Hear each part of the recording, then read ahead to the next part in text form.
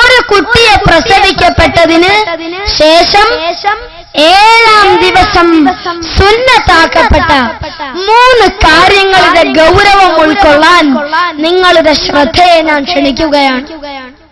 അതിൽ ഒന്നാമതായി സുന്നത്താകുന്നത് നാമകരണം ചെയ്യലാണെന്നും രണ്ടാമതായി സുന്നത്താകുന്നത് അഖീഖ അറുക്കലാണെന്നും മൂന്നാമതായി സുന്നത്താകുന്നത് മുടി കളയലാണെന്നും പ്രഗൽഭ പണ്ഡിതനായ അലി ഷിബ്ര മുല്ലസി റഹ്മത്തുള്ളാഹി അലൈഹി നമ്മെ പഠിപ്പിക്കുന്നു. പ്രിയപ്പെട്ട സഹോദരന്മാർ, മാതാപിതാക്കൾക്ക് മക്കളോടുള്ള ബാധ്യതകളിൽ അതിപ്രധാനമായ ഒന്നാണ് നാമകരണം ചെയ്യൽ.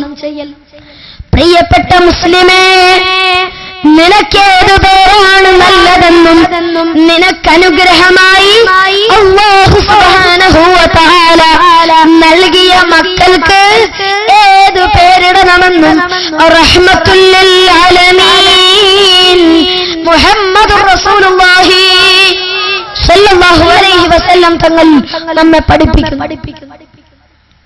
قال النبي صلى الله عليه وسلم إنكم تدعون يوم القيامة بأسمائكم وأسماء آبائكم فأحسنوا أسماءكم. رواه أبو داود. قال رسول الله صلى الله عليه وسلم.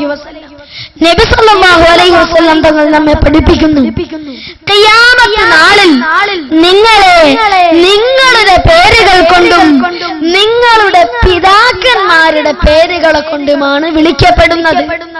ആയതിനാൽ നിങ്ങൾ നിങ്ങളുടെ പേരുകളെ മെച്ചപ്പെടുത്തുകയും. ഏതാണ് സഹോദരങ്ങളെ മെച്ചപ്പെട്ട പേരുകൾ? അതും നബി സല്ലല്ലാഹു അലൈഹി വസല്ലം തങ്ങൾ തന്നെ നമ്മെ പഠിപ്പിക്കുന്നു.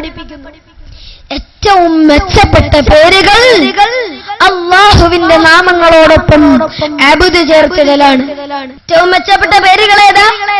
അല്ലാഹുവിന്റെ നാമങ്ങളോടൊപ്പം അബ്ദ് ചേർത്തിടൽ.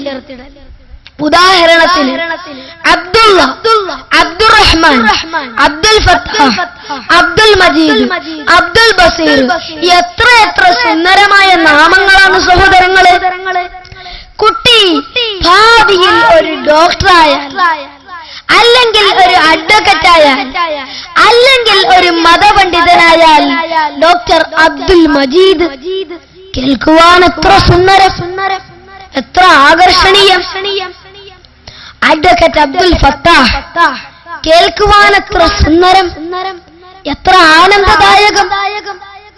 പ്രിയപ്പെട്ടവരെ, ഇതുപോലെ കുട്ടിയുടെ ഭാവിയിൽ പ്രതീക്ഷ അർപ്പിക്കുന്ന മാതാപിതാക്കൾ മക്കൾക്ക് നല്ല നാമകരണം ചെയ്യണമെന്നും മാത്രം ഇത്തരുണത്തിൽ ഞാൻ ഓർമ്മപ്പെടുത്തുകയാണ്.